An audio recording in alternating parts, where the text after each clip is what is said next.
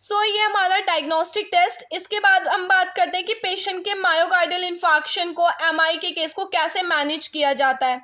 Management में सबसे पहले जब पेशेंट हमारे पास एमआई का पेशेंट आता है, सबसे पहले हमें उसे 100% ऑक्सीजन एडमिनिस्टर करनी होती है। पेशेंट को नाइट्रोग्लाइसिन देनी होती है। इसके अलावा पेशेंट की कंप्लीट हिस्ट्री कलेक्शन करनी होती है, उसकी ईसीजी को परफॉर्म करना होता है। देन हमें डॉक्टर से कंसल्ट लेना होता है, जो भी हमें डॉक्टर बोलेगा, प्रेस्क्राइब करेगा, हमें वो ही पेशेंट को ट्रीटमेंट देना होता है।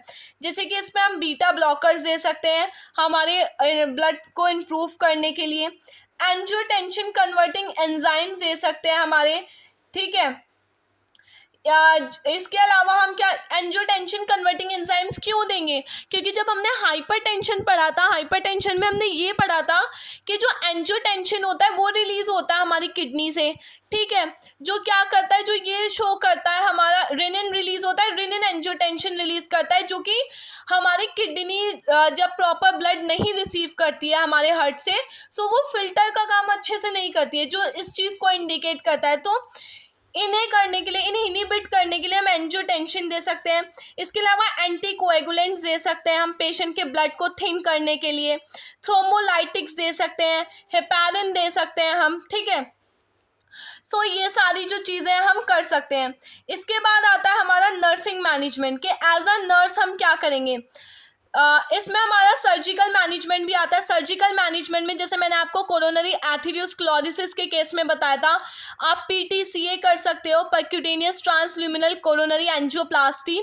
इसमें हम पेशेंट की ग्रोइन एरिया से क्या करते हैं, ग्रोइन एरिया को नम करते हैं, फीमोरल वेन के थ्रू एक कैथेटर को इंसर्ट किया जाता है। उस कैथेटर को हमारे हार्ट तक लेकर के जाया जाता है गाइडेड वायर की हेल्प से। देन डाई को इंजेक्ट किया जाता है। वो डाई शो करती है कि कहाँ कहाँ पे पेशेंट के हार्ट में ब्लॉकेज है। फिर उस ब्लॉकेज, जहाँ भी ब्लॉकेज होती है वहाँ पर एक बलून टिप्ड कैथेटर को पुश किया जाता है, इन्फ्लेट किया जाता है। वो बलून वहाँ पे जाकर के फूल जाता है, जो किस चीज़ में हेल्प करता है, उस प्लाक फॉर्मेशन को हटाने में हेल्प करता है। इसके बाद स्टंट प्रोसीजर परफॉर्म किया जाता है, बलून को हटा के वहाँ स्टेंट डाल देते हैं हम, ठीक है, अगर पेशेंट की जो कंडीशन है वो ज़्यादा सीरियस होती है तो। इसके अलावा कोरोनरी बाईपास ग्राफ्ट किया जाता है, जिसमें हमारे हार्ट को एक अलग मशीन से कनेक्ट करने के बाद हम क्या करते हैं, जो भी हमारी वेन, जो भी हमारी ब्लड वेसल डैमेज होती है, उसे कट करके, ठीक है, एक शॉर्ट रास्ता, एक शॉर्ट पैसेज क्रिएट कर देते हैं, ठीक है, जिसे कोरोनरी आर्टरी बाईपास ग्राफ्ट बोला जाता है। इसका डिटेल मैंने आपको कोरोनरी एथेरोस्क्लेरोसिस में एक्सप्लेन कर रखा है ऑलरेडी। इसके अलावा एज अ नर्स हम क्या करेंगे, एज अ नर्स हमें पेशेंट को अगेन ऑक्सीजन देना होता है, नाइट्रोग्लाइसिन, उसकी हिस्ट्री कलेक्शन, उसका फिजिकल एग्जामिनेशन करना होता है, हमें पेशेंट के वाइटल्स को चेक करना होता है टाइम टू टाइम पर, पेशेंट की कंडीशंस को देखना होता है हमें, ठीक है। एडमिशन के जितने भी प्रोसीजर्स होते हैं वो कंडक्ट कराने होते हैं। हार्ट की साउंड्स और रिदम को ऑस्कल्टेट करना होता है, ठीक है।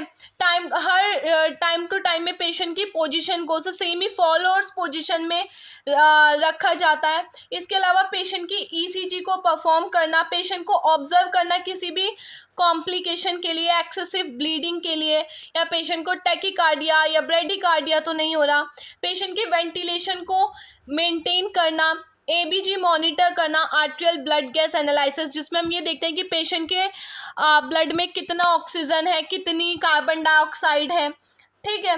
इसके अलावा पेशेंट को साइकोलॉजिकल सपोर्ट प्रोवाइड कराना, ठीक है, पेशेंट को डीप ब्रीदिंग एक्सरसाइज कराना, एंडोट्रैकियल ट्यूब को डालना, अगर एंडोट्रैकियल ट्यूब परफॉर्म करना, वहाँ पर एडमिनिस्टर करना अगर पेशेंट को ज़रूरत है तो, ठीक है। इसके अलावा पेशेंट की ब्रीथिंग, कफिंग, इन सब चीज़ों को देखना, पेशेंट को एटीलैक्टेसिस एक ऐसी कंडीशन होती है जिसमें जो लंग्स का एक पार्ट होता है वो हमारा नैरो हो जाता है, ये हम रेस्पिरेटरी सिस्टम की डिजीज़ कंडीशन में कवर करेंगे।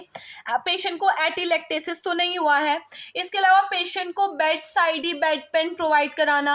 ये सारी चीज़ें, ये सारे प्रॉपर डॉक्यूमेंटेशन करना, रिपोर्ट को मेंटेन करना, ये सारे इंटरवेंशन एज अ नर्स हम पेशेंट को दे सकते हैं। सो यस गाइस, आज के लिए इतना ही. This is all about the myocardial infarction. I hope आपको ये वीडियो अच्छा लगा हो. सो प्लीज़ वीडियो को लाइक कर देना, चैनल को सब्सक्राइब कर देना, और अगर आपका कोई भी डाउट है तो आप मुझसे कमेंट सेक्शन में पूछ सकते हैं. Yes, thank you so much.